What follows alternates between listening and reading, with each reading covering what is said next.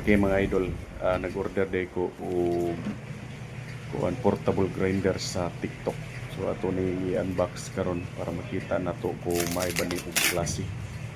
So na sale niya. Duhan siya kabuok.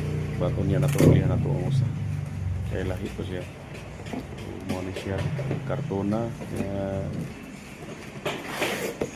Okay, no, lindot kaya ang sulanan no, nagit siya yung sulanan. Tagpuan rin ni idol, 1,000 ka po na idol, mga idol. So,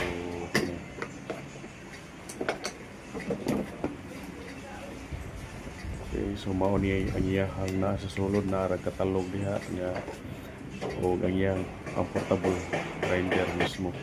Dayon na ang sulod diha ka battery nga hindi pa apil. So mo ginang dili ang duha ka battery aron dili ta maalanganin ba